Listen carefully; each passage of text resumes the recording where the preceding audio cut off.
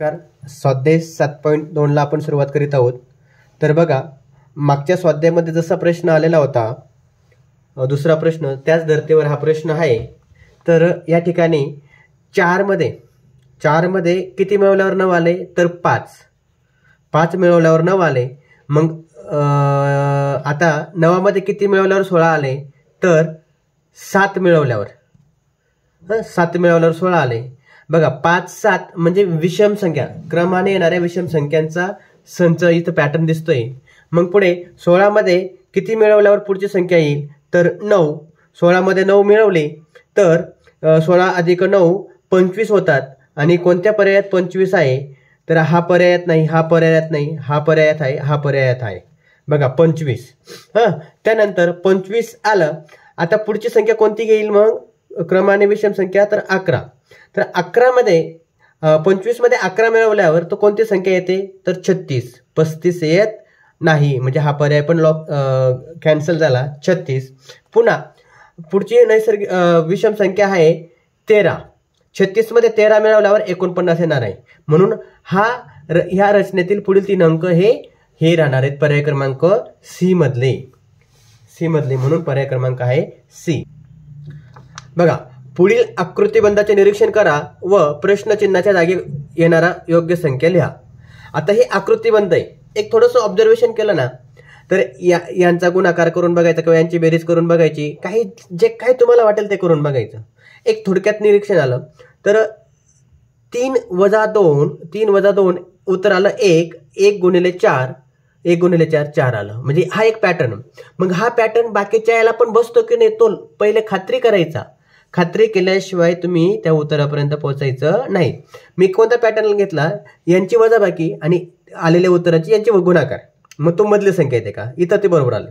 मग इथं बघूया, 15 वजा 13 किती आलं, 2, आणि 2 गुणिले 3 6, मग इथंही बसला।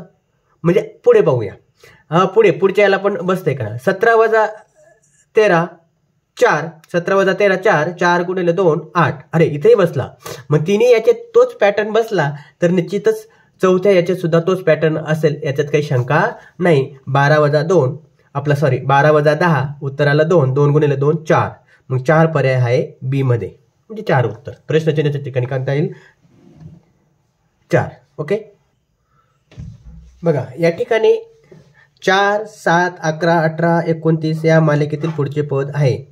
तर एक थोडंसं निरीक्षण केलं ना, तर बघा ह्या दोघांची बेरीज केली तर पुढची टर्म येते 7 आणि 4 11। हे दोघांची टर्म बेरीज केली तर पुढची संख्या येते 18। हे दोघांची बेरीज केली तर पुढची संख्या येते 29। मग ह्या दोघांची बेरीज केल्यानंतर पुढची संख्या येईल, मग ह्या दोघांची बेरीज केल्यानंतर येतं 47। 18 अधिक 29 47। ठीक आहे, आता पुढचं ही पदावली सोडवण्यास हाती येईल। बघा, ह्या पदावली मध्ये थोडंसं निरीक्षण केलं तर यांचा गुणाकार, पहिले हा साधा कोण सोडवला, यांचा गुणाकार आला 30। 50 मधून 30 गेले, 50 मधून 30 गेले, राहिले 20 आणि आता 100 वजा 20, 100 वजा 20 किती येईल, 80, म्हणजे 400 भागिले 80। 400 भागिले 80, मग इथं 10 गुणिले 10 अधिक 400 भागिले 80, कारण की ह्या पूर्ण टर्म यांची जर सोडवलं तर 80 उत्तर आलंय। बघा, मग हा शून्य गेला, हा शून्य गेला, 8 पंचे 40, मग यांचा गुणाकार आला 100 अधिक 5 105, उत्तर आहे डी। बघा, पहिले साधा कंसातली क्रिया करायची आणि त्यातल्या त्यात गुणाकार आहे, वजाबाकी नंतर करायची। पहिले यांचा गुणाकार करायचा, नंतर वजाबाकी करा। वजाबाकी केल्यानंतर 100 वजा 20 आलं, मग त्याचं 80 आलं, आणि पुन्हा चौकटी कंसामध्ये 400 भागिले 80 आणि यांचा भागाकार येतो 5, यांचा भागाकार येतो तो 5, आणि या दोघांचा गुणाकार करून त्याच्यामध्ये 5 मिळवले 105। ओके, बघा या ठिकाणी एका राजमार्गावरील अ आणि ई या 2 शहरांमधील अंतर 220 किमी आहे। अ पासून तर ई पर्यंत 220 किमी आहे। तर आता या ठिकाणी प्रत्येक घर किती आहेत बघूया।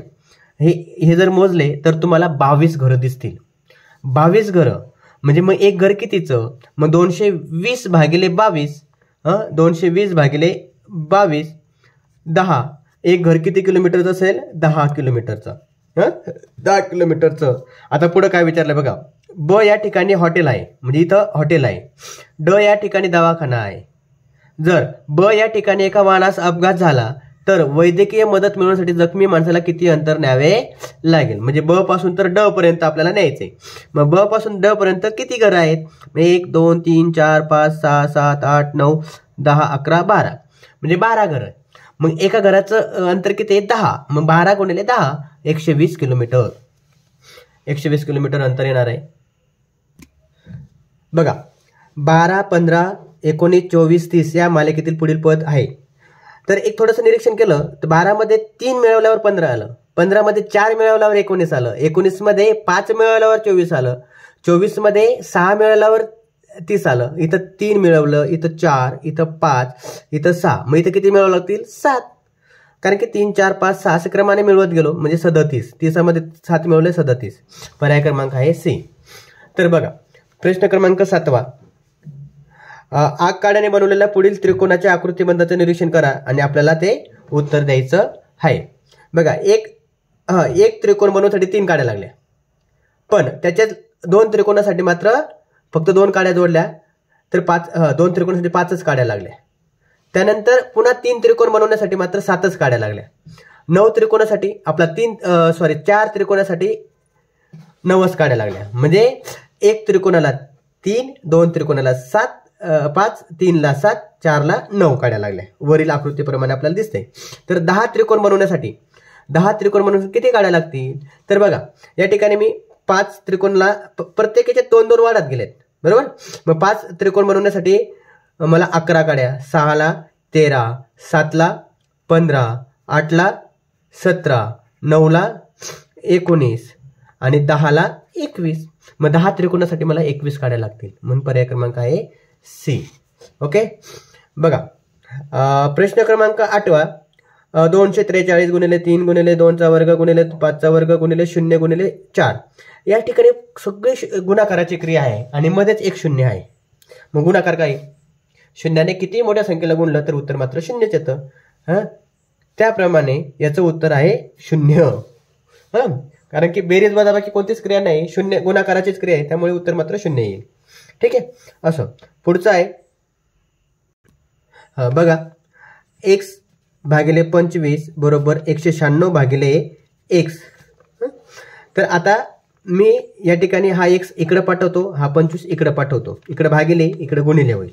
बघा आणि इकडे x भागिले इकडे गुणिले होईल. म्हणजे x गुणिले x बरोबर 25 गुणिले 196.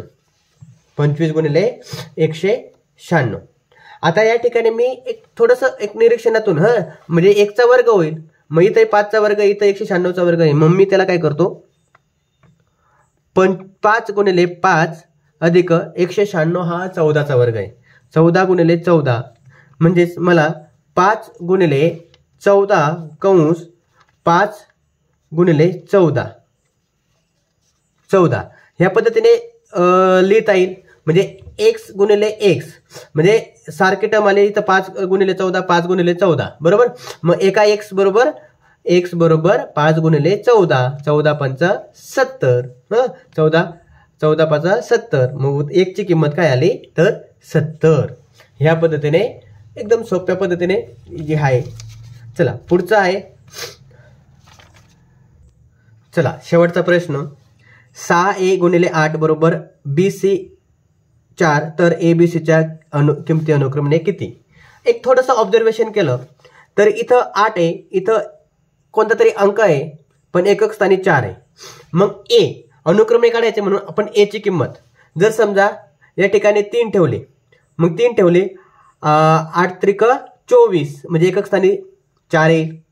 एकक स्थानी 4 आला म्हणजे 3. त्यानंतर 3 ठेवून काय उत्तर येतं बघा, 63 गुणिले 8, 8 त्रिक 24, 2 आणि 8 8 सक 48 आणि 2 50. म्हणजे बघा पहिल्याच याच्यामध्ये आपलं उत्तर आलं 4 आलं, एकक स्थानी 4 आलं, 0 सी च्या ठिकाणी 0 आणि बी च्या ठिकाणी 5. म्हणजे हा पहिलाच एबीसीच्या किमती अनुक्रमाने पहिलाच उत्तर आपल्याला मिळून गेलेले. जर 5 ठेवला असता 8 45 हा आलाच नसता. 5 इथे 5 शून्य ठेवलं असतं 800 हे नसतं आलं, म्हणजे पर्याय क्रमांक एच बरोबर आहे. अशा पद्धतीने स्वाध्याय क्रमांक 7.2 पण पूर्ण झालेला आहे. तुम्हाला नक्कीच हे प्रश्न समजले असतील. तर काही शंका असले तर निश्चितच निसंकोचपणे विचारावे. आणि तुम्हाला व्हिडिओ आवडला असेल तर लाईक आणि सबस्क्राईब करा. धन्यवाद.